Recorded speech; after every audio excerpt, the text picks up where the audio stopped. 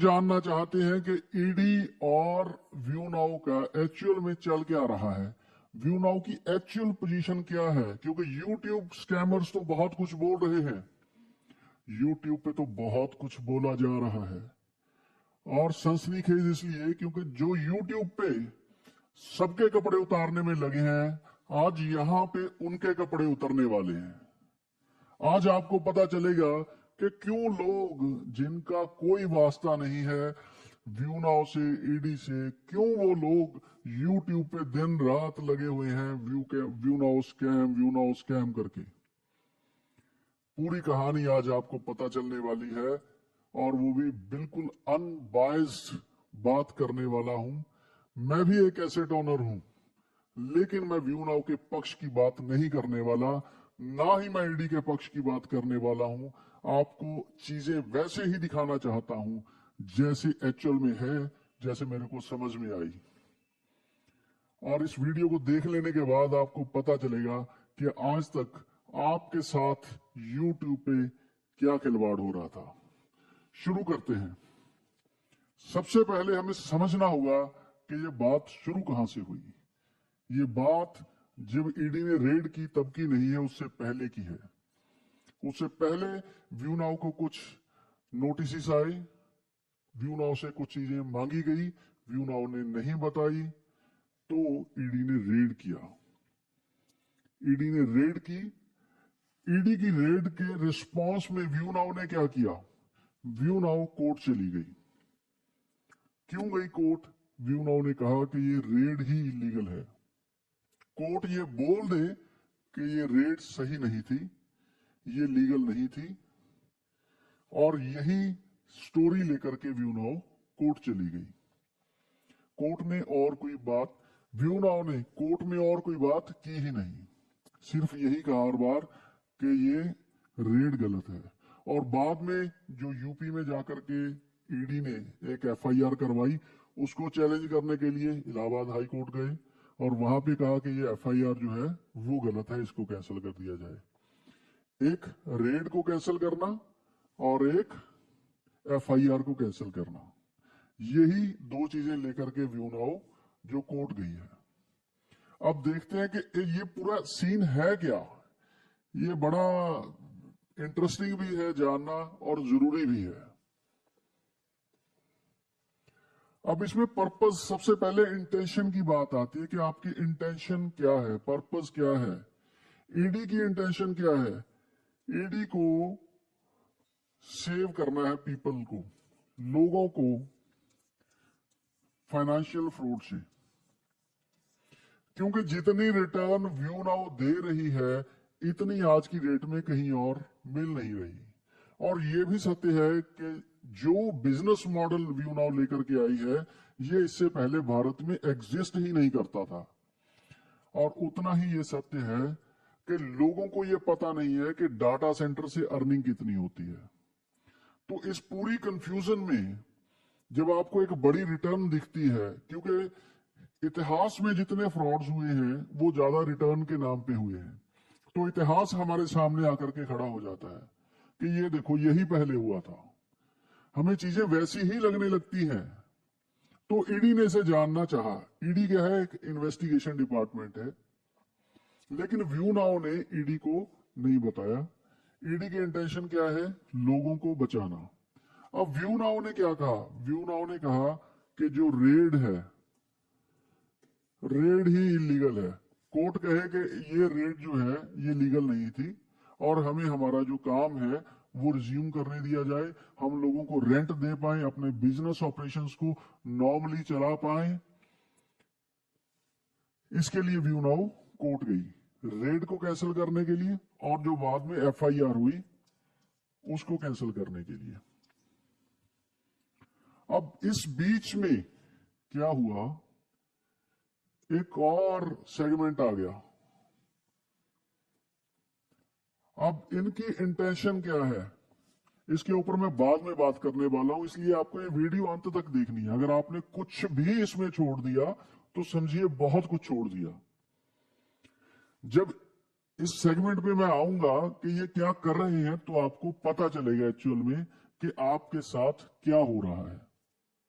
View now के लोगों के साथ क्या हो रहा है।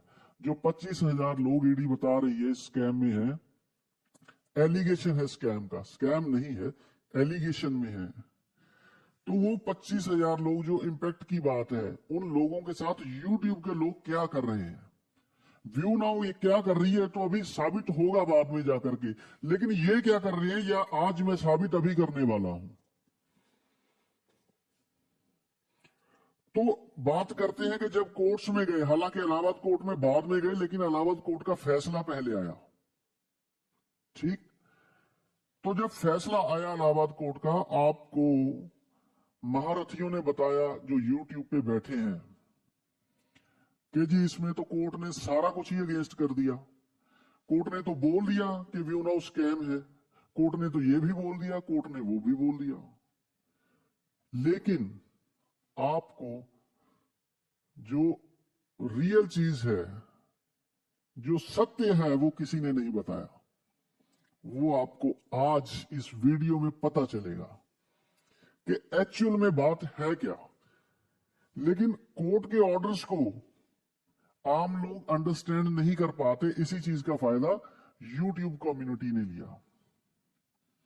और उन्होंने क्या किया, जब आप ये सारी चीज देखोगे फिर आपको पता चलेगा। पहले हम अंडरस्टैंड करते हैं सारे सिस्टम को कि हुआ क्या है, कोर्ट का ऑर्डर अंडरस्टैंड कैसे करना है, उसको तोड़ मरोड़ के कैसे पेश किया जा सकता है, कैसे किया गया है। इसके लिए हमें जानना होगा कि कोर्ट के ऑर्डर में चीजें होती क्या हैं। कोर्ट के ऑर्डर में सबसे पहले होता है फैक्ट ऑफ द केस। जैसे इलाहाबाद कोर्ट की मैं बात करूं तो जो ईडी ने जो एलिगेशंस व्यू नाउ के ऊपर लगाए, ईडी ने जो एफआईआर की, उसकी डिटेल्स उसमें दी गई कि ये केस है, ईडी ने ये चीजें कंपनी के अगेंस्ट कही हैं, ये केस बनाया है, ठीक। तो पहले वो केस आ गया कि केस है क्या। उसके बाद क्या आया, उसके बाद argument of the petitioner. Petitioner कौन है, जिसने केस किया है, व्यू नाउ ने केस किया, तो यहां पे व्यू नाउ पिटिशनर है। तो व्यू नाउ के एडवोकेट ने बताया कि हम ये चीजें हैं, ये लॉज हैं, इनके तहत जो है ये एफआईआर गलत है। उसके बाद क्या होता है, नेक्स्ट सेक्शन में रिस्पोंडेंट जो कि ईडी है, यहां पे ईडी का वकील कहता है कि ये लॉज के तहत, वो अपनी तरफ से फिर रेफरेंसेस देते हैं कि इन लॉज के तहत हमने जो एफआईआर की है वो ठीक है। उसके बाद जाकर के कोर्ट अपना फैसला सुनाती है।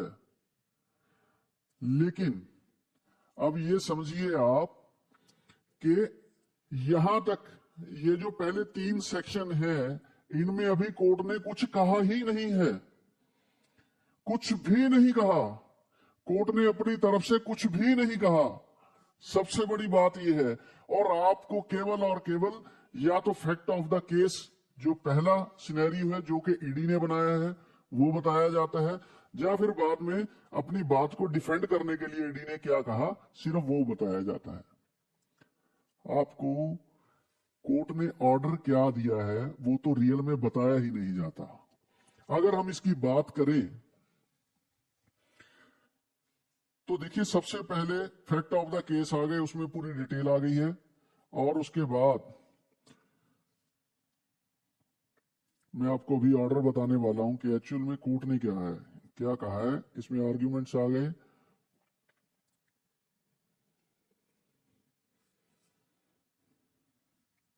तो लास्ट में डिस्कशन में जो कोर्ट ने कहा है, heard rival submissions and perused the record in order to appreciate the rival contentions of the parties, it would be necessary to revisit the relevant laws. सबसे पहले कोर्ट ने कहा है कि राइवल्स हैं दोनों, जो एक दूसरे के आमने सामने खड़े हैं, उन दोनों की जो भी कंटेंशंस हैं उनको ध्यान में रखते हुए पहले लॉज को, जो कानून है, उसको जानना बहुत जरूरी है। फिर उन्होंने अलग अलग केसेस की रेफरेंस दी है कि उस केस में जो है, एक जैसे स्टेट ऑफ हरियाणा एंड भजन लाल का ये केस है, उनकी रेफरेंस दी है कोर्ट ने। वो रेफरेंसेस बताई हैं लॉ की, जो कोर्ट को लगा कि इस केस में इंपॉर्टेंट है। फिर उन्होंने एक और केस की रेफरेंस दी है।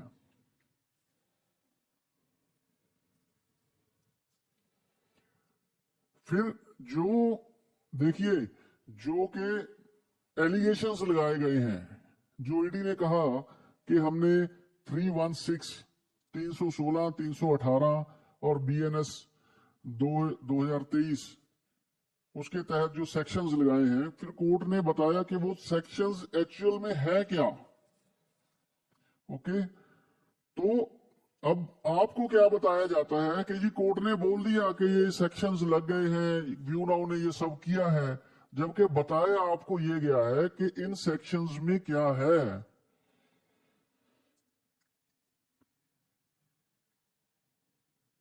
उनकी एक्सप्लेनेशन दी गई है आपको सेक्शंस की यहां पे।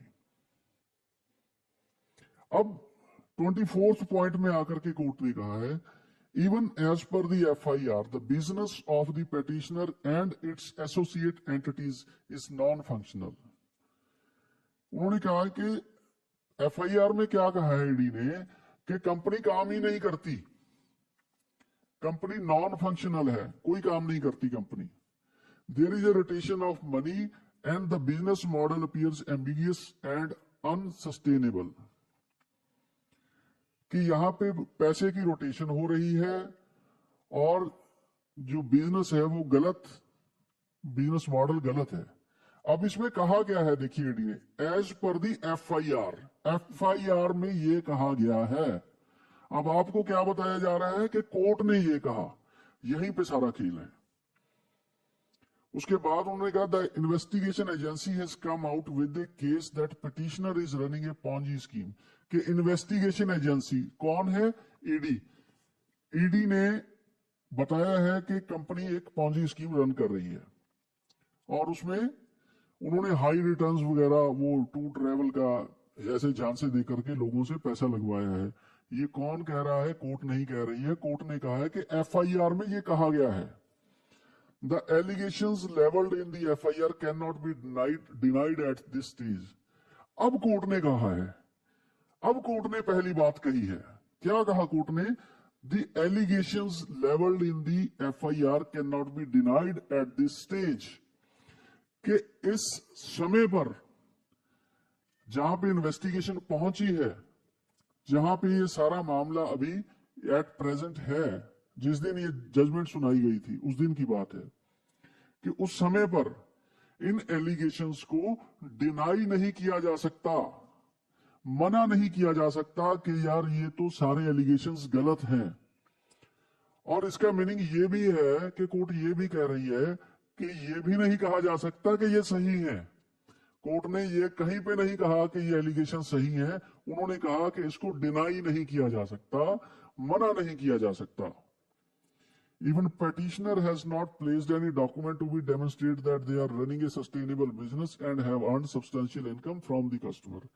और कंपनी ने अपनी डिटेल्स, वहां पे कोई ऐसे डॉक्यूमेंट्स, फैक्ट्स, वो चीजें डिटेल पूरी इंफ्रास्ट्रक्चर की, रेवेन्यू की, वो चीजों की नहीं दी है जिससे पता चले कि ये सस्टेनेबल बिजनेस है। ठीक, एक चीज कोर्ट ने कही कि इसको डिनाई नहीं किया जा सकता, एलिगेशन को मना नहीं किया जा सकता कि ये एलिगेशन झूठे हैं या एफआईआर झूठी है।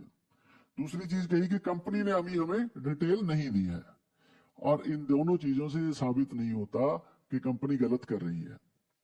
The law lay down in this case, फिर उन्होंने एक केस की रेफरेंस दी है कि जो व्यूनाओ ने किसी केस की रेफरेंस दी थी कि वो केस यहां पे हम उसकी मान्यता को उतना नहीं मानते हैं।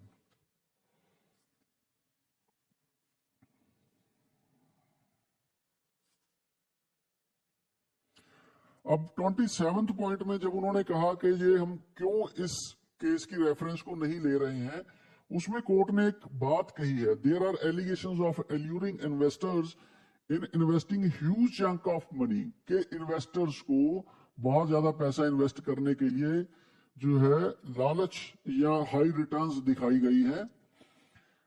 The court must be cautious, court को यहां पे कॉशियस होना पड़ेगा। यहां पे कोई आराम से कोई किसी भी चीज की उसको अनदेखा करके कोई भी ऑर्डर नहीं दिया जा सकता। कोर्ट ने कहा court must be conscious while dealing with economic offences. जहां पे पैसे के फ्रॉड के फाइनेंशियल ऑफेंसेस की बात है, वहां पे कोर्ट को कॉन्शियस होना ही पड़ेगा, which would affect the public at large. खास तौर पे उन केसेस में जहां पे बहुत ज्यादा पब्लिक इन्वॉल्व है। यहां पे अभी तक कोर्ट ने कहीं पे ये नहीं कहा कि व्यू नाउ ने गलत किया है। कोर्ट ने अभी तक ये कहा है कि एलिगेशंस को डिनाई नहीं किया जा सकता। व्यू नाउ ने अभी डिटेल नहीं दी है, और क्योंकि बहुत ज्यादा लोग इन्वॉल्व हैं, बहुत ज्यादा लोगों का पैसा इन्वॉल्व है पब्लिक का, तो कोर्ट को कॉन्शियस होकर के सोचना पड़ेगा। और इसके बाद 26 पॉइंट में कोर्ट ने कहा है, इन view of the above deliberation made on the basis of material placed on record, we are of the considered opinion that allegations made in the FIR in question against the accused company and its associates are required to be thoroughly investigated. क्या कहा है?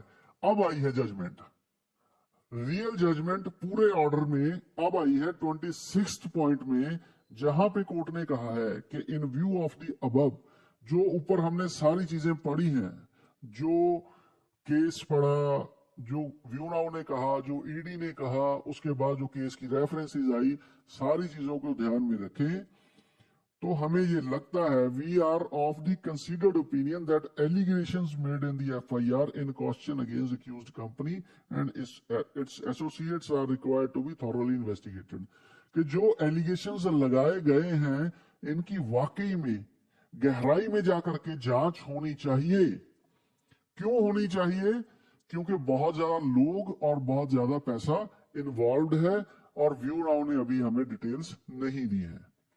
View now ने details क्यों नहीं दी है, ये एक बड़ा क्वेश्चन है। इस बड़े क्वेश्चन का एक सीधा सा जवाब जो हमें ऑफिशियल से मिलता है, वो ये मिलता है कि भाई साहब, हम इलाहाबाद कोर्ट में इंफ्रास्ट्रक्चर या हमारे सोर्स ऑफ रेवेन्यू, उन चीजों के लिए गए ही नहीं थे।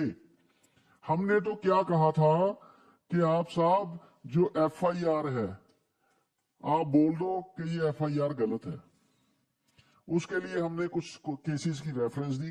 कोर्ट ने बोल दिया कि उन केसेस की रेफरेंस नहीं ले सकते, क्योंकि यहाँ पे बहुत ज्यादा पब्लिक और बहुत ज्यादा पब्लिक का पैसा इन्वॉल्व है, तो इसको थॉरोली इन्वेस्टिगेट करना चाहिए। तो अगर एक लाइन में ये ऑर्डर आपको बताना हो किसी को कि भाई साहब, इलाहाबाद हाई कोर्ट ने क्या कहा, यूट्यूब पे तो बहुत घंटों घंटों चर्चा होती है, किसी ने नहीं बताया होगा आपको। The real order is, court को यह लगता है कि बहुत ज्यादा लोग और बहुत ज्यादा पैसा इन्वॉल्व है, इसलिए इसकी गहराई से जांच होनी चाहिए। तो अब हम नेक्स्ट बात करते हैं Punjab and Haryana high court की। Punjab and Haryana high court ने क्या कहा? वहां पे कंपनी क्यों गई? वहां पे कंपनी इसलिए गई कि भाई साहब, आप ये बोल दो कि जो रेड हुई है, पहले हम बात कर रहे थे एफआईआर की, अब हम बात कर रहे हैं रेड की, कि जो रेड हुई है ये रेड ही गलत है, ये अनलॉफुल रेड हुई है, ईडी को राइट ही नहीं था रेड करने का। कंपनी ये बात लेकर के Punjab and Haryana high court गई। और इस केस में क्या होता है? इस पूरे केस में मल्टीपल टाइम्स हियरिंग हुई। 12 दिसंबर को कोर्ट ये पूछती है ईडी से कि भाई साहब, रियल एलिगेशन क्या है? क्योंकि पहले आपने फेमा कहा, फिर आपने कहा जी पीएमएलए, फिर आपने हवाला की भी बात कर दी। कोर्ट ने ईडी के जो एडवोकेट थे उनसे कहा कि आप एविडेंस कब लेके आ रहे हो, आप एविडेंस कब लेके आ रहे हो? तो उन्होंने कहा कि हम नेक्स्ट हियरिंग में हम पूरी चार्जशीट और वो सारे एविडेंसेस लेकर के आएंगे। और 19 दिसंबर को एक लंबी बहस हुई। उसके बाद कोर्ट ने डिसीजन को रिजर्व रख लिया। उसमें ईडी के एडवोकेट्स ने भी बहुत सारी बातें कही, अपनी बहुत सारी रेफरेंसेस दी। जो व्यू नाउ के एडवोकेट थे उन्होंने अपनी बातें कही। उन सारी चीजों को लेकर के जब कोर्ट ने इसको रिजर्व रख लिया तो बहुत दिनों तक ये चलता रहा कि फैसला क्या आएगा क्या आएगा क्या आएगा, क्योंकि ईडी का काम है हम लोगों को, आम पब्लिक को प्रोटेक्ट करना। वो पूरी शिद्दत से अपना काम कर रहे हैं, उसके लिए हम उन्हें धन्यवाद भी देते हैं। क्योंकि ऐसी एजेंसीज भारत में हैं, इसलिए बहुत से लोग जो हैं वो बहुत से फ्रॉड से बच जाते हैं, बहुत से स्कैम से बच जाते हैं। और यहां पे व्यू नाउ को एक चीज पूछी गई थी कि आप अपने क्लाइंट्स क्यों नहीं बता रहे, आप अपने क्लाइंट्स बता दीजिए हमें। जब क्लाइंट्स पूछे गए तो व्यू नाउ ने क्या कहा? व्यू नाउ ने कहा कि हमारा जी एक क्लाइंट है हिमाचल प्रदेश गवर्नमेंट, हमारा दूसरा क्लाइंट क्या है? दूसरा क्लाइंट है यूपी गवर्नमेंट। अब ये बात जो है ये कोर्ट में कही गई है, ये ऐसा नहीं है कि मैं एक दो लोगों के साथ गया, ऑफिस में बैठे पर्सनली और उन्होंने हमें कुछ भी बोल के भेज दिया। ये पब्लिकली ओपन कोर्ट में कही गई बात है कि हिमाचल प्रदेश गवर्नमेंट और यूपी गवर्नमेंट हमारी जो है क्लाइंट है। अब महारथी जो बैठे हैं यूट्यूब पे सनसनीखेज वीडियोस बनाने के लिए, सुखविंदर सर के कपड़े उतारने के लिए, उनको फ्रॉड घोषित करने के लिए, हालांकि भारत के कानून ने अभी उन्हें कुछ भी घोषित नहीं किया है, सिर्फ ये कहा है कि इन्वेस्टिगेशन बनती है। यूट्यूब के महारथी उन्हें फ्रॉड घोषित कर चुके हैं। उन्होंने क्या कहा कि जी इनके साथ तो इनके एमओयू साइन हुए हैं, ये क्लाइंट तो है ही नहीं, ये तो कोर्ट में झूठ बोल दिया। जैसे उन्होंने सारे डॉक्यूमेंट्स कंपनी के चेक कर रखे हो, ईडी से भी ज्यादा। जो बात ईडी ने भी नहीं कही कोर्ट में, वो यूट्यूब पर बैठ के ये महारथी बोल रहे हैं। अब मैं आप लोगों से ये पूछना चाहता हूं कि किस कानून की बुक में ये लिखा हुआ है, किस लॉ में ये लिखा हुआ है कि साहब एमओयू अगर कोई गवर्नमेंट किसी कंपनी के साथ डेवलपमेंट के लिए कर ले, सबको पता है भारत में डाटा सेंटर इंफ्रास्ट्रक्चर को बूस्ट करने के लिए सारी स्टेट्स एफर्ट कर रही हैं, तो उसके लिए डिफरेंट डिफरेंट कंपनीज के साथ एमओयू हो रहे हैं, उनमें से एक कंपनी व्यू नाउ भी है। लेकिन किस कानून में ये लिखा है कि अगर उस कंपनी से आपने एमओयू साइन कर लिया तो आप उस कंपनी की सर्विसेज नहीं ले सकते?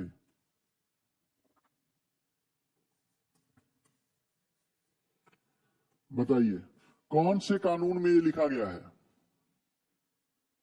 कहीं पे भी नहीं। एमओयू और क्लाइंट ये दोनों चीजें हो सकती हैं,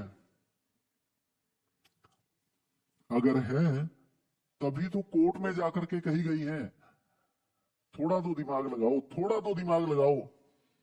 कोर्ट में जाकर के झूठ बोलेगा कोई? और जिस बात को सामने आना ही है, ये यूट्यूब के महारथी उसे डिनाई कर रहे हैं, जिसे ईडी ने भी डिनाई नहीं किया। हंसी आती है मुझे। देखते हैं अभी और चीजें क्या क्या है इसमें। तो फाइनली इसका भी हम डिस्कशन करेंगे कि इस केस में कोर्ट ने क्या फैसला दिया। कोर्ट ने कहा जी आप एजुकेटिंग अथॉरिटी के पास जाओ। अब ये क्या है? अब आ गए यूट्यूब के महारथी, एक और झूठ फैलाया गया। क्या झूठ फैलाया गया? कि कोर्ट ने कहा है जी आप तो ईडी के पास ही वापस जाओ, हम नहीं आपकी बात सुनते, आपकी बात सुनने लायक नहीं है, आप तो फ्रॉड हो, आपको तो ईडी देखेगी, यहां पे क्या करने आए हो? ईडी के पास जाओ जी। अब लोगों को यह पता नहीं है कि एजुकेटिंग अथॉरिटी एक्चुअल में होती क्या है। लोगों ने उनकी बात को सत्य मान लिया कि भाई यूट्यूब पे पब्लिकली बता रहे हैं चीजें, तो इनको तो बहुत ज्यादा नॉलेज होगी। अब आपको बताते हैं कि इस ऑर्डर में जो Punjab and Haryana high court का ऑर्डर है, इसमें क्या हुआ। इसमें भी उन्होंने वही चीज की कि जो पहले जो मैंने आपको स्ट्रक्चर बताया था ऑर्डर का, कि ऊपर फैक्ट, फिर वो उसके बाद आर्ग्यूमेंट्स, जो आर्ग्यूमेंट्स की बात है, जो नेगेटिव बात है, ईडी ने ये कही, वही आपको बता देंगे कि कोर्ट के ऑर्डर में ये आया है। पता नहीं ये लोग किन से गाइडेंस लेकर के वीडियो बनाते हैं, या शायद गाइडेंस लेते भी हैं या नहीं। कम से कम इतना ही कर लेते कि किसी से ये पूछ लेते कि ये होता क्या है, ये बोलने से पहले कि जी ईडी के पास भेज दिया। लोगों को पैनिक कर दिया, पैनिक क्रिएट कर दिया। लोग बता रहे हैं कि जी हमें तो हमारा इतना पैसा लगा हुआ है, हमें तो कहीं अटैक ना आ जाए, हार्ट अटैक ना आ जाए, हमें तो ये ना हो जाए, हमें वो ना हो जाए, अपनी जान की वो बता रहे हैं कि हमारी जान दांव पे लगी हुई है। और ये नालायक बैठ करके हंस रहे हैं, घंटों हंस रहे हैं। क्या फिक्र है यार इनको आपकी? मजाक बना के रख दिया 25,000 लोगों की जिंदगी को इन्होंने बिल्कुल मजाक बना करके रख दिया।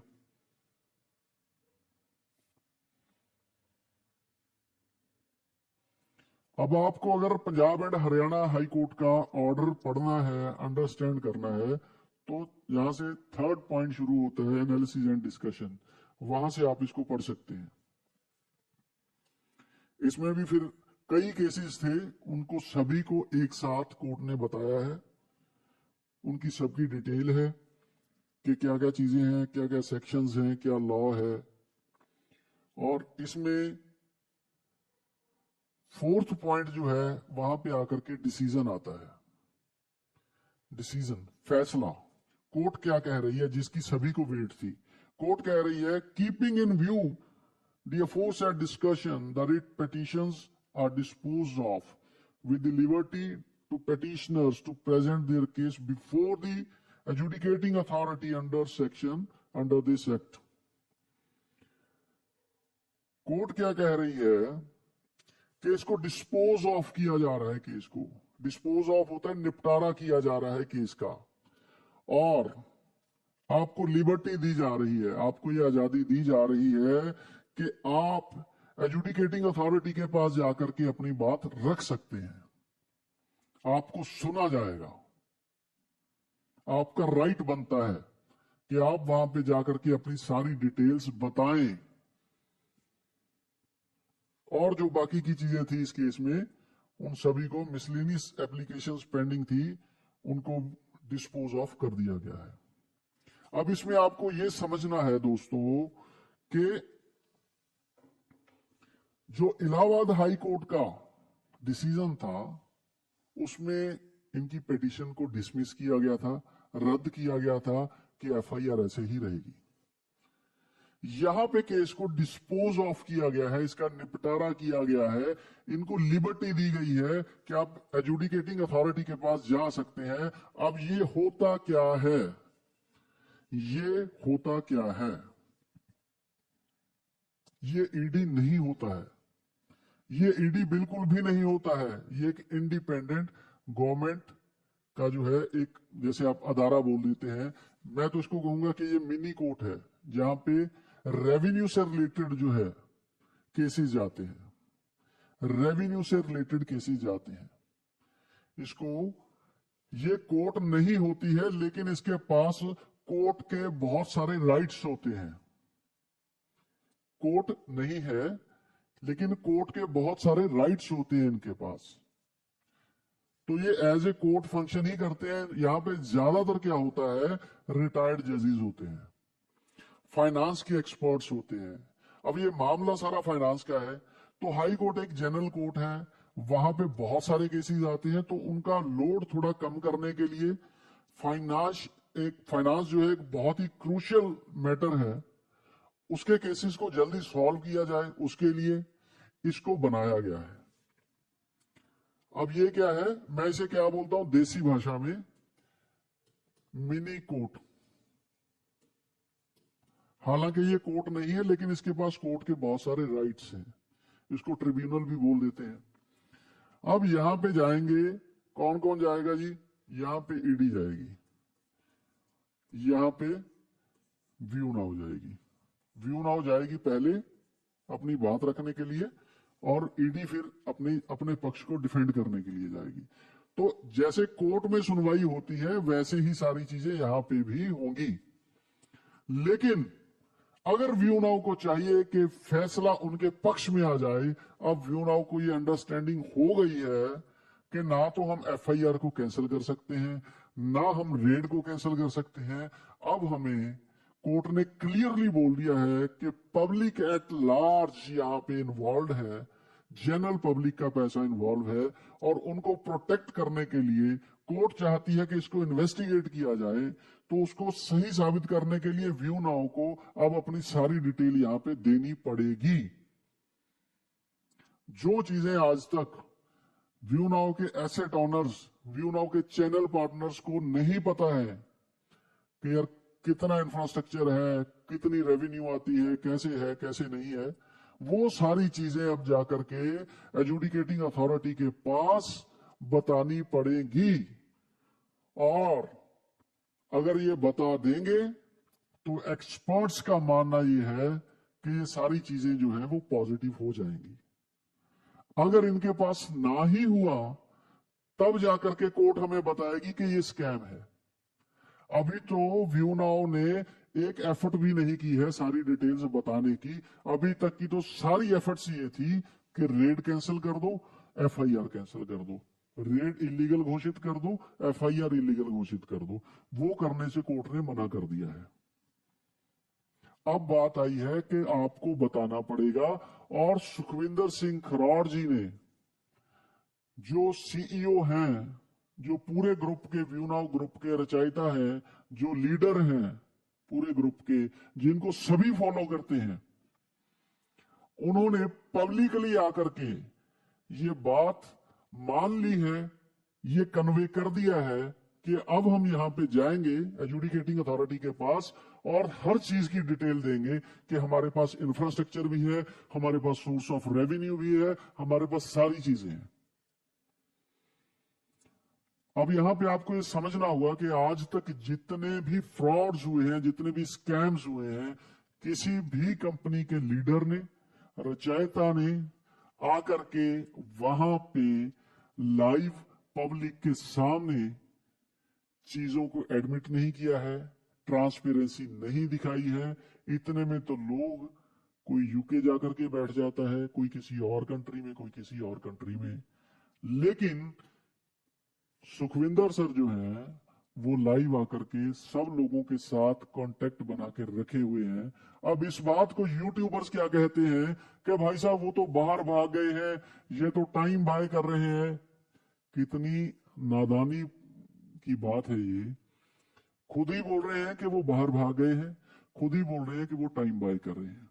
अगर बाहर भाग गए हैं तो टाइम बाय करने की जरूरत ही क्या है? तो फिर लाइव आने की जरूरत ही क्या है? थोड़ा सा अंश किसी में अगर कॉमन सेंस का हो तो वो ऐसी नादानी पूर्ण बातें जो ना करे। मैंने आपको पहले ही कहा था, जो सबके कपड़े उतारते हैं आज उनके उतरने वाले हैं। अभी तो आगे उतरेंगे, देखिए। अब बात आती है कि जब कोई भी इंसान कोई भी काम करता है तो उसकी इंटेंशन क्या है। सबसे इंपॉर्टेंट चीज जो है वो पर्पस है उसका, उसकी इंटेंशन है। किस पर्पस के लिए, किस इंटेंशन के साथ उसने वो काम किया। कोर्ट भी जब बहुत सारे फैसले सुनाती है तो उसमें इंटेंशन को काउंट करती है कि इसके लिए इंटेंशन क्या थी। अब ईडी की इंटेंशन क्या है हम पहले डिस्कस कर चुके हैं, हम लोगों को प्रोटेक्ट करना, हमें ये बताना कि ये सिस्टम सही है या गलत है। हम लोग, अब 25,000 लोग ईडी बता रही है, इतने लोग जाकर के सिस्टम को चेक नहीं कर सकते। तो गवर्नमेंट एजेंसी है, इन्वेस्टिगेशन एजेंसी है, सबसे ज्यादा पावर है इनके पास और हमें सबसे ज्यादा भरोसा इनके ऊपर है। इनकी रडार से, इनकी इन्वेस्टिगेशन के बाद अगर कोई सिस्टम चलता रह गया तो आप ये मान लीजिए कि वो सिस्टम सही है। इसलिए ये बहुत जरूरी है। मैं पर्सनली ये चाहता था कि ये पहले हो जाता, बहुत टाइम पहले, लेकिन अब हुआ है तो अब भी ठीक है। इन्वेस्टिगेशन तो बनती है भाई। इतनी जनता का पैसा इन्वॉल्व है। एक इंडिपेंडेंट एजेंसी चेक करके बताए कि सब कुछ ठीक है या नहीं ठीक है। इससे खूबसूरत बात और क्या हो सकती है। हमने व्यू नाउ की बात की। व्यू नाउ की अभी तक इंटेंशन क्या थी कि जी एफआईआर और रेड को इलीगल घोषित कर दो, अनलॉफुल घोषित कर दो। वो नहीं हुआ। अब इंटेंशन क्या है जो पब्लिकली आकर के बताई है वो ये है कि भाई साहब हम अब एजुडिकेटिंग अथॉरिटी को सारा कुछ दे देंगे कि ये हमारा तामझाम सारा हमने डेवलप किया है, ये बिजनेस डेवलप किया है, ये हमारा इंफ्रास्ट्रक्चर है, ये हमारे सोर्सेज ऑफ रेवेन्यू है। हमारी इंटेंशन ये है, हमारा पर्पज ये है कि हमें काम करने दो, हमें लोगों को रेंट पे करना है, हमें वो करने दो, हमें लोगों को सैलरीज पे करनी है, हमें वो करने दो, हम अपनी ग्रोथ पे काम कर रहे हैं, हमें वो करने दो। सिंपल। अब ये तो दोनों समझ में आते हैं यार। अब इसको कौन समझेगा? जो YouTube पे बैठ करके, वो कहते हैं ना, कुछ लोगों को आदत होती है कि किसी का मकान जल रहा हो तो वो कहते हैं कि यार हाथ सेकने के लिए आग मिल गई। बहुत से लोग आज 25,000 लोगों के घर के ऊपर जो आज जो उनको सेक है उसकी आग सेक रहे हैं। और उन लोगों को कम से कम इंसानियत के नाम पे शर्म आनी चाहिए।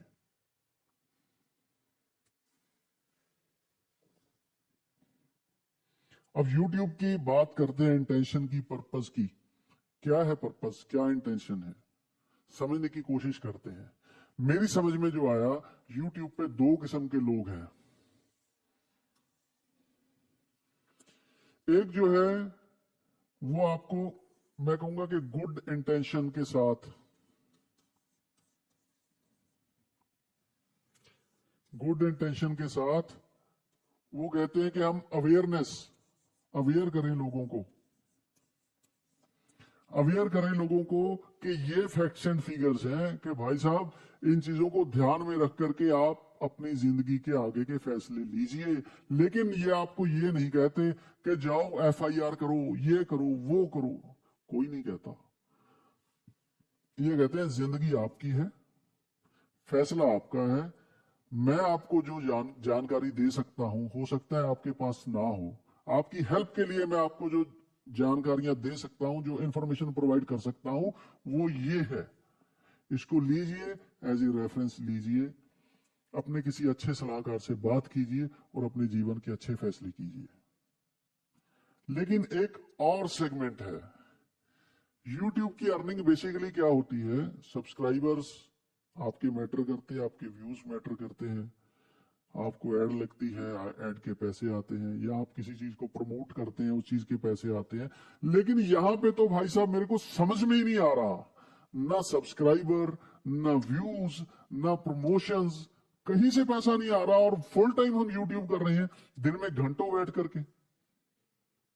ऐसा तो भाई साहब हो नहीं सकता। This is absolutely not possible कि आप विदाउट एनी इंटेंशन कोई काम करें। दुनिया में आज तक कोई ऐसा हुआ ही नहीं है कि विदाउट इंटेंशन कोई काम करे। अगर आप लेटे भी हुए हैं तो आपकी इंटेंशन है आराम करने की। तो आप YouTube की वीडियोस घंटों घंटों और महीनों से बना रहे हैं, आपकी भी तो कोई इंटेंशन होगी ना। चेक करते हैं। ये लोग आपको बताते हैं कि भाई साहब कोर्ट ने नहीं बताया, हम बता रहे हैं स्कैम है, हमने डिक्लेयर कर दिया ये बंदा फ्रॉड है, ये स्कैम है, ये ऐसा है, ये वैसा है। जो बात अभी कोर्ट में डिस्कस भी नहीं हुई, इन्होंने उसके ऊपर डिसीजन भी दे दिया। अब इनको पता है कि लोग बहुत ज्यादा हैं। अब बहुत सारे लोगों ने ग्रुप्स बना लिए हैं। व्हाट्सएप पे हमारा ग्रुप ज्वाइन करो, लीगल एडवाइस देंगे हम। टेलीग्राम पे हमारा ग्रुप ज्वाइन करो, हम आपका पैसा दिलवाएंगे व्यू नाउ से, सुखविंदर से हम दिलवाएंगे आपका पैसा। कमाल है यार। अथॉरिटी किस लिए बैठी है? कोर्ट किस लिए बैठी है? ये कोर्ट से ऊपर होकर के, अथॉरिटी से ऊपर होकर के ये आपको पैसे दिलवा देंगे। कुछ तो होगा यार इस बात में। समझने की कोशिश करते हैं। मेरे को थोड़ी सी बात जो मेरे ध्यान में आई, जो मेरी मेरी नॉलेज के हिसाब से मेरे को लगा कि यार कुछ ऐसा भी हो सकता है। ये तो बहुत मजेदार चीज निकल के आई। मान लीजिए इनके चंगुल में फंस गए 1,000 लोग। उन्होंने कहा कि साहब हमें हमारा पैसा दिलवा दो, आप तो बंदे बहुत अच्छे हो यार, महीनों से सिर्फ हमारे लिए लगे हो, आपको चाहिए कुछ नहीं। इन्होंने कहा जी हमारे पास एप्लीकेशंस भेजो आप, हम दिलवाएंगे सबको पैसा। 1,000 लोग, अगर सिर्फ और सिर्फ 5,000 रुपए फीस के नाम पे दे दे इनको। किसके नाम पे? फीस के नाम पे, कि जी हमें सिर्फ 5,000 रुपए फीस दे दो, हम आपके सारे पैसे दिलवा देंगे। अब बंदा सोचता है यार एक पार्टिकल जो पहले 37-38 हजार रुपए का था अब 40,000 के ऊपर है। यार अगर किसी का एक पार्टिकल भी है वो तो सोचेगा यार 5,000 देके मेरे 40,000 मिल रहे हैं, तो यार क्यों ना, ये तो बड़ा फायदे का सौदा है। कोई वकील करने की टेंशन नहीं, कोई लीगल टेंशन नहीं, ये सब संभाल लेंगे, ये तो बंदे ही बड़े नाइस है यार। अरे भाई साहब ये देखो ना, अब पता चलेगा आपको कितने नाइस हैं। यहाँ पे 50 लाख रुपए बन गए, 50 लाख रुपीज। अगर केवल और केवल 1,000 लोग केवल और केवल 5,000 रुपए इनको फीस के नाम पे दे देते हैं तो 50 लाख रुपए बनते हैं। और अगर मैं यहाँ पे बहुत ज्यादा गालियां देता हूं, बहुत ज्यादा नेगेटिविटी फैला देता हूं, लोग उस हद तक आ जाते हैं कि यार कुछ भी हो जाए पैसा तो यही बंदा दिलवाएगा, नॉलेज तो इसी को है, बाकी तो किसी को पता ही नहीं। तो भाई साहब कौन ऑर्डर की वेट करे, यहीं से पैसा ले लो, ये बैठा है पैसा देने को। तो भाई साहब ये कहता है कि अगर ये 1,000 की जगह ज्यादा गालियां देने से, ज्यादा नेगेटिविटी, ज्यादा नफरत फैलाने से, ज्यादा डर फैलाने से मेरे पास 10,000 लोग आ जाएं और वही मैं सिर्फ 5,000 रुपए के हिसाब से लूं तो टोटल कितने बन गए भाई साहब? ये 5 करोड़ रुपीस यहाँ पे बन गए। एक सिंपल सी कैलकुलेशन, बहुत सिंपल साधारण गणित।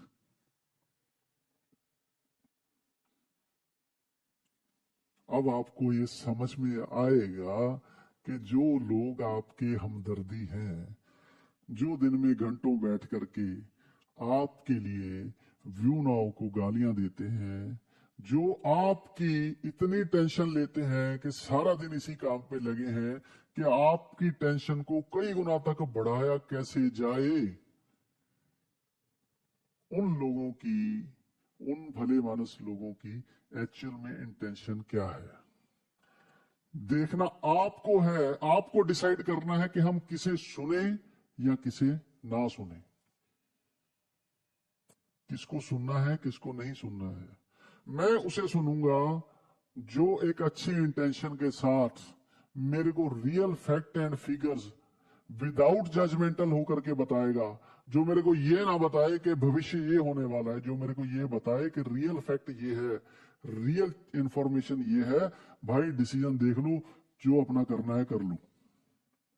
जो मेरे को ये ना कहे कि भाई साहब मेरे पास एप्लीकेशन भेजो, मेरा व्हाट्सएप ग्रुप ज्वाइन करो लीगल एडवाइस का, मेरा टेलीग्राम का ग्रुप ज्वाइन करो और मेरे को इतने पैसे भेजो, मैं आपकी एप्लीकेशन सबकी इकट्ठी लगाऊंगा, सबको पैसे दिलवा दूंगा। ये मेरा जोन है, मैं इसे चूज करूंगा। आप किसे चूज करते हैं? ऑप्शन आपके पास खुली है, फ्रीडम है आपके पास, फ्रीडम टू चूज है। आप इसे भी चूज कर सकते हैं, इसे भी चूज कर सकते हैं। ज्यादा मजा यहां पे आएगा क्योंकि ये टेंशन बढ़ाने का काम करेंगे, हर टाइम आपके माइंड को यहाँ पे एंगेज रखेंगे। तो अगर मजा लेना है, वो भी तो ले रहे हैं ना।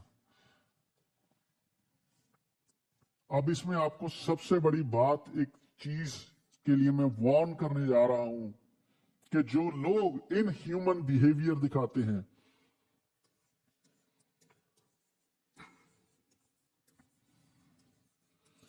जो लोग इन ह्यूमन अमानवीय बिहेवियर दिखा रहे हैं यूट्यूब पे जाकर के या किसी भी और प्लेटफॉर्म पे जाकर के, जो 25,000 लोगों की इस क्रिटिकल कंडीशन का मजाक उड़ा रहे हैं, जिन्होंने मजाक बना करके रख दिया है 25,000 लोगों की, 25,000 फैमिलीज की कंडीशन का, कि आज वो किस कंडीशन में है, कोई कुछ कह रहा है, कोई कुछ, और वो लोग हंस रहे हैं यूट्यूब पे वीडियोस बनाते हुए, घंटों बैठ करके एक मजमा लगा रहे हैं। शर्म आनी चाहिए उन लोगों को कि आप किस टॉपिक पे, कितने सेंसिटिव टॉपिक पे आप बात कर रहे हो, लोगों की टेंशन को आप कितना एलिवेट कर रहे हो, और आप वो सारी चीजें करते हुए आप मजाक बना रहे हो उस चीज का। 1% भी आपके चेहरे से ये दिखता नहीं है कि आपको किसी की कोई टेंशन है। 25,000 लोगों की, 25,000 फैमिलीज की टेंशन, आज वो जिस क्रिटिकल कंडीशन में है कि उनके साथ कुछ भी हो सकता है फाइनेंशियली, सब जानते हैं। उसको मजाक बना करके रख दिया है आपने। कितने दिनों से आपने सुखविंदर सिंह खरौड़ को मजाक बना करके रख दिया है, उसके परिवार को, उसकी पर्सनल लाइफ को मजाक बना करके रख दिया है। वो घर छोड़ के चला गया, उसकी गाड़ियां उठा ली, ये हो गया, वो हो गया। अगर आपके साथ ये चीजें हो या किसी के भी साथ ये चीजें हो, तो क्या जो इंसान उस सिचुएशन में है उसे अच्छा लगेगा? क्या महसूस हो रहा होगा उसे? 1% तो ये सोचिए कि कल को अगर वो बंदा जस्टिफाई करने में कामयाब हो गया कि यार मेरा बिजनेस सही है, ये मेरे पास इंफ्रास्ट्रक्चर है, ये मेरे पास सोर्स ऑफ इनकम है, किसी वजह से कंपटीशन को अवॉइड करने की वजह हो या पर्सनल कोई भी रीजन हो, मैं ये अभी तक नहीं दिखा रहा था, अब मैंने कोर्ट को ये दिखा दिया है, और कोर्ट ये बता दे कि जो ये बात कही जा रही है वो सही है, तो क्या आपने जो आज तक किया है आप उसे रिवर्स कर पाएंगे? जो 25,000 लोगों के साथ आप करते आ रहे हो कई महीनों से, क्या आप उसे रिवर्स कर पाएंगे? मेरी लोगों से अपील है कि ऐसे लोगों को सुनना बंद कर दीजिए। एक अच्छे एडवाइजर से सारी चीजें ट्रांसपेरेंट है, हर चीज अपलोड हो जाती है इंटरनेट पे, सिंपल लैंग्वेज में है, इंग्लिश में। किसी भी एडवाइजर से आपको कोई ना कोई मिल जाएगा आपके आसपास जो आपको पढ़ के बता दे कि इसका रियल मीनिंग ये बनता है, उससे चीजों को समझें। ये लोग जो हंस रहे हैं आपकी कंडीशन के ऊपर, उनको सुनना बंद कर दीजिए।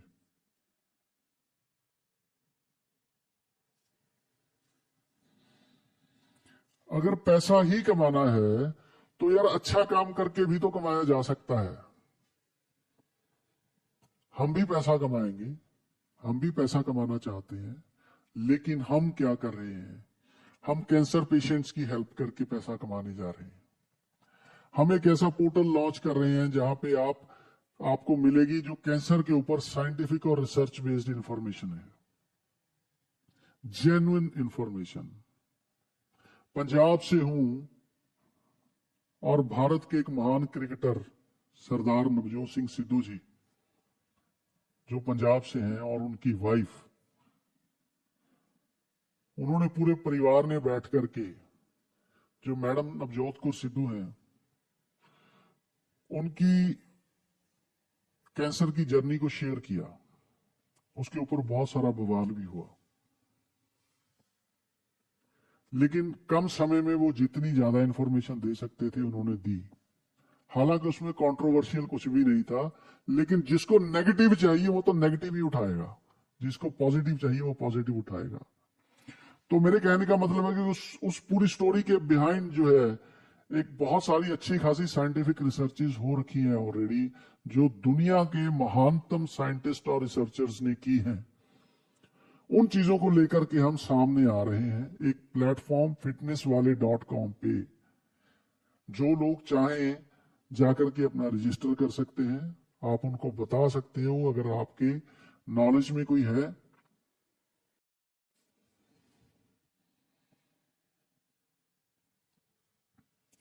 रिव्यू करते हैं दोस्तों, अभी तक हुआ क्या है। ईडी जो हमें प्रोटेक्ट करना चाहती है, आम लोगों को, इन 25,000 फैमिलीज को प्रोटेक्ट करना चाहती है, और बहुत सारे लोग जो इस सिस्टम से जुड़ सकते हैं उनको प्रोटेक्ट करना चाहती है।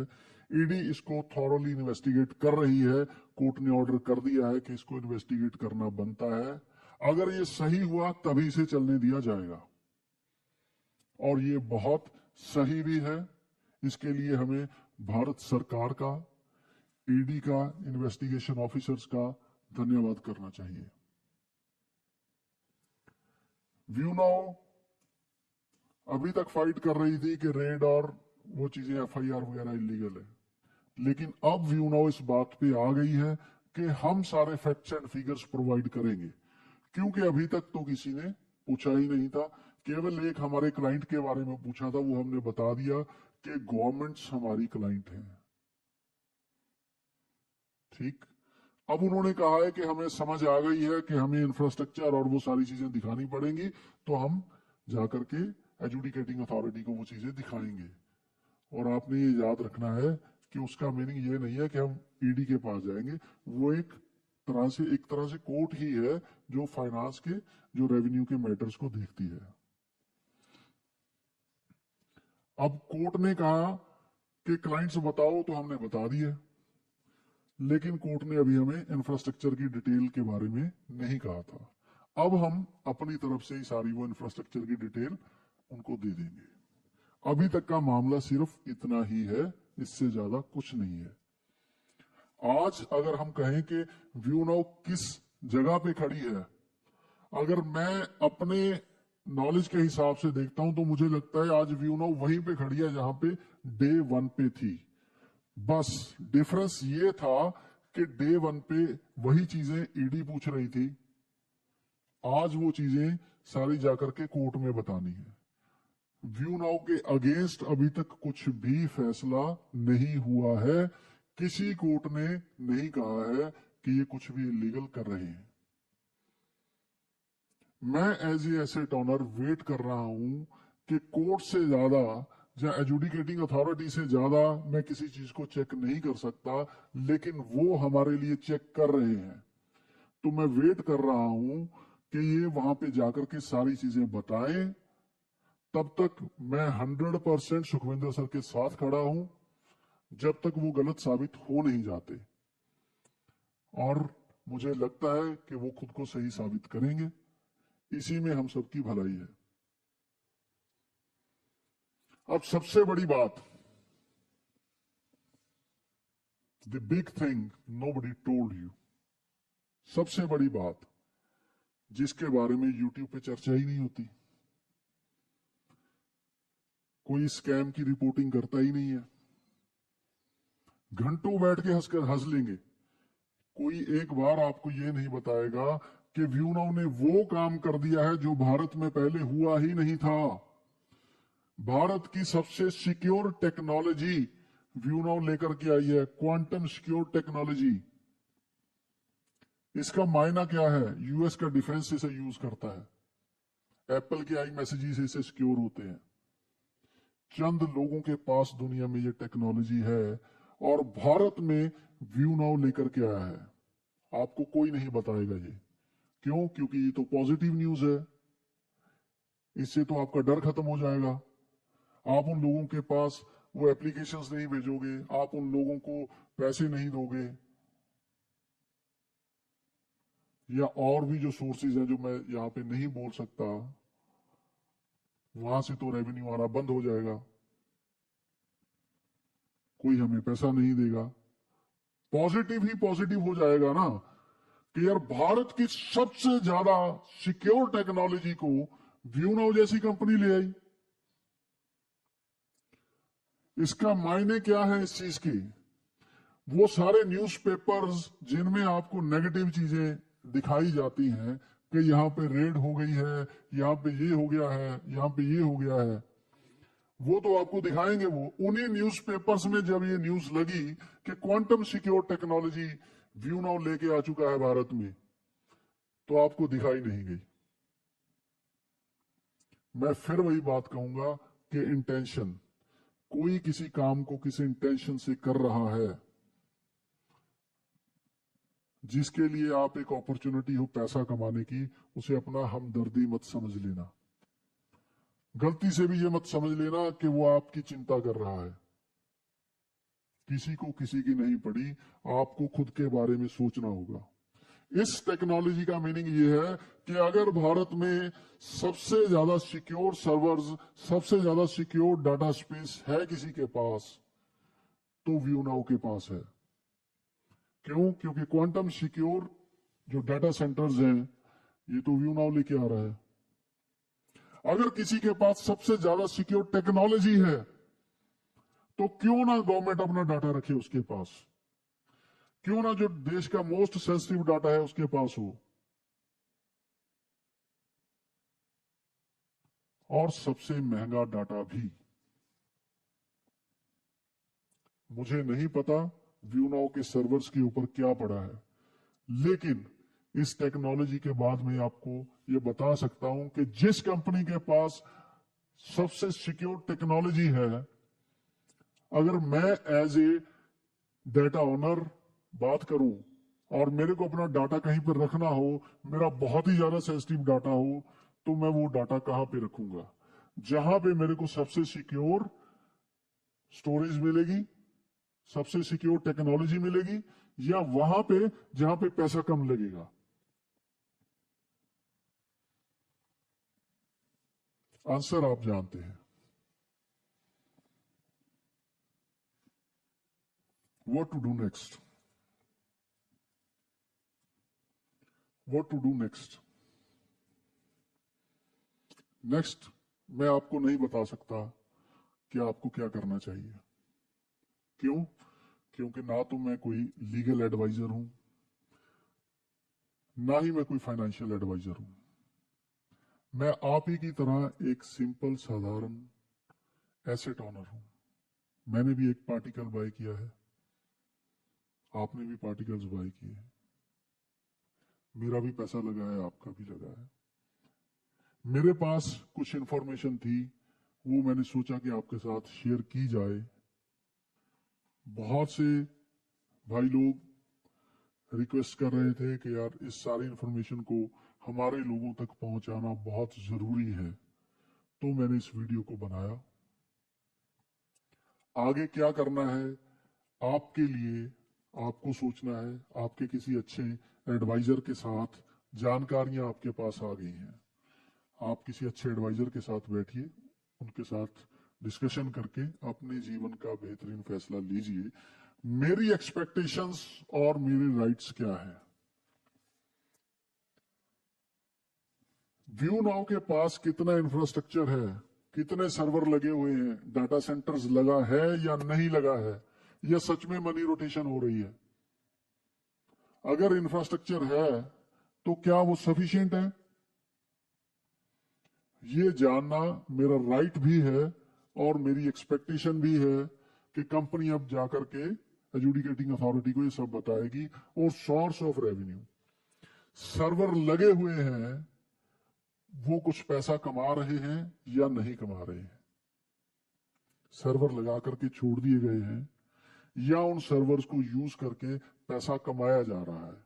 अब व्यू नाउ इस चक्रव्यूह से केवल और केवल तभी निकल सकती है जब ये दोनों चीजें जाकर के एजुडिकेटिंग अथॉरिटी के पास साबित कर दे कि हमारे पास सफिशिएंट इंफ्रास्ट्रक्चर है, सफिशिएंट सोर्स ऑफ रेवेन्यू है to maintain this, to make it a sustainable business. Allahabad court ने भी एक ही चीज कही कि क्या ये बिजनेस सस्टेनेबल है, क्या इतना पैसा जनरेट किया जा सकता है जितना लोगों को दिया जा रहा है, क्या ये लॉन्ग टर्म में चलता रहेगा?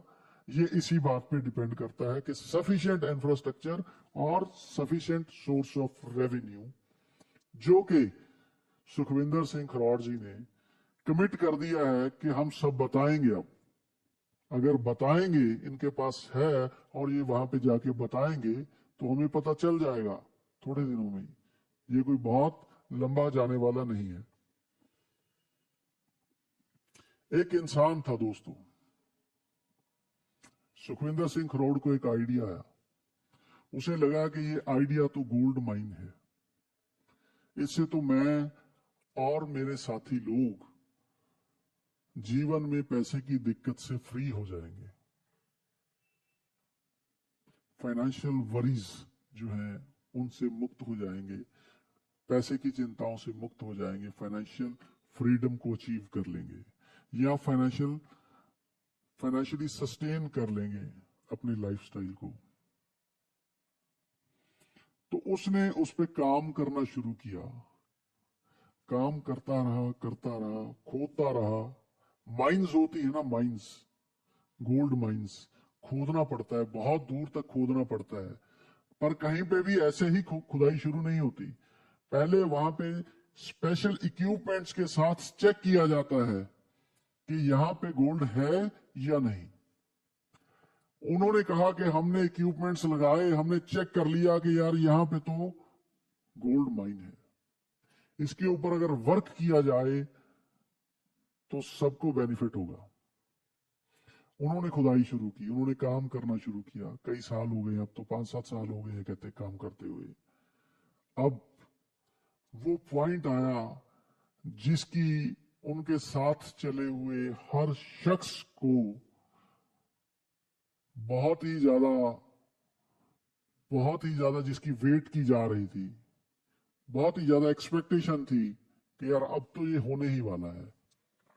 वो पॉइंट क्या था कि अब उनको लगा कि अब वो गोल्ड के, जो गोल्ड माइन है जहां पे खजाना है गोल्ड का, उसके बहुत करीब आ गए हैं। अब तो काम हो गया। लेकिन जो लोग खुदाई करते हैं उनको पता है कि जब आप खुदाई करते हो तो एक ही तरह की मिट्टी नहीं आती है, कहीं पे पत्थर भी आ जाते हैं, कहीं पे बहुत सख्त एरिया भी आ जाता है, कहीं पे रेता भी आता है, कहीं पे बजरी भी आती है। तो जो वो खुदाई में जो गहराई में जितना आप जाएंगे तो अलग अलग तरह का सरफेस आता है। अब जब पत्थर आ गए हैं, बहुत मुश्किल हो गया है। अब आपके पास ऑप्शन है, या तो कहो कि यार आपने तो गोल्ड कहा था, यहां पे तो पत्थर है, वापिस हो जाओ। लेकिन वो कह रहे हैं कि नहीं यार यहाँ पे तो गोल्ड है, सेंसर बता रहे हैं, अब तो हम जस्ट पहुंच चुके हैं, अब तो हम उस दहलीज पे खड़े हैं जहां पे हम पहुंचना चाहते थे, बस थोड़ा और आगे जाने की जरूरत है और हम उस चीज को एक्सेस कर लेंगे जिसकी हम सब वेट कर रहे थे। वापस जाने की ऑप्शन तो हमारे पास सदा ही रहेगी, ऑलवेज, हमेशा ही रहेगी, ये कभी बंद होने वाली नहीं है। वापस तो फिर आप खाली हाथ तो जाओगे ही।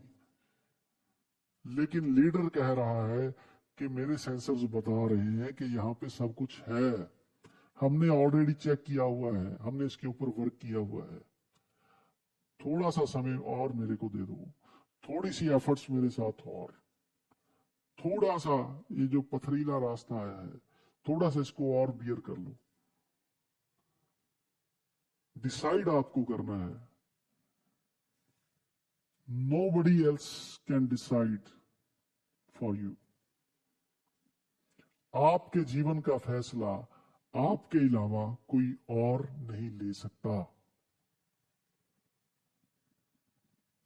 मेरा वीडियो बनाने का मकसद केवल यही था कि आपको रियल चीजों के साथ एक बार रूबरू करवा दिया जाए।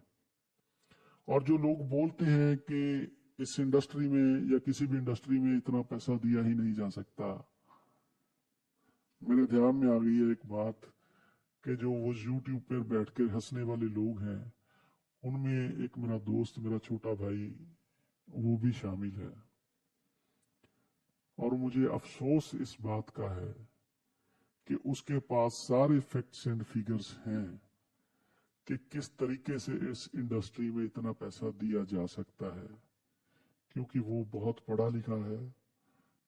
शायद जहां तक मेरी नॉलेज है कि दुनिया की सबसे बड़ी डिग्री भी है उसके पास फाइनेंस को लेकर के।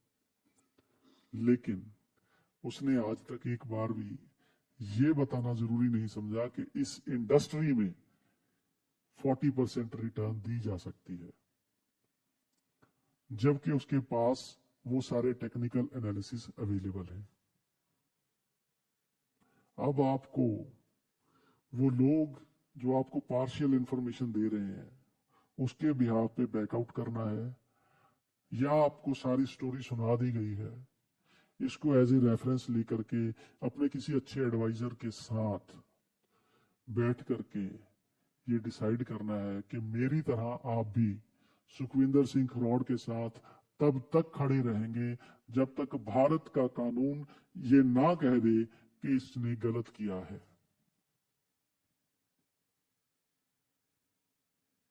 मैं खड़ा हूं और ये उम्मीद करता हूं कि आप सब भी मेरे साथ तब तक खड़े रहेंगे। भारत का कानून ये कहता है कि तब तक आपको गिल्टी, आपकी जो एलिगेशंस जब तक साबित ना हो जाए तब तक ये माना नहीं जा सकता कि आपने क्राइम किया है। तो मैं मेरे देश के कानून को ट्रस्ट करता हूं। जो सही होगा वो निकल कर के सामने आ जाएगा, लेकिन कुछ नेगेटिव लोगों की बातों को सुन करके अभी तो मेरे पास संभावना है कि भविष्य अच्छा भी हो सकता है, बुरा भी हो सकता है। मैं उसे स्पॉइल करने वाला नहीं हूं। जो अच्छे की पॉसिबिलिटी है, बाकी थोड़े दिनों बाद सबके सामने सारी चीजें सही से आ जाएंगी। तब तक मैं उम्मीद करता हूं कि आप मेरे साथ खड़े रहेंगे।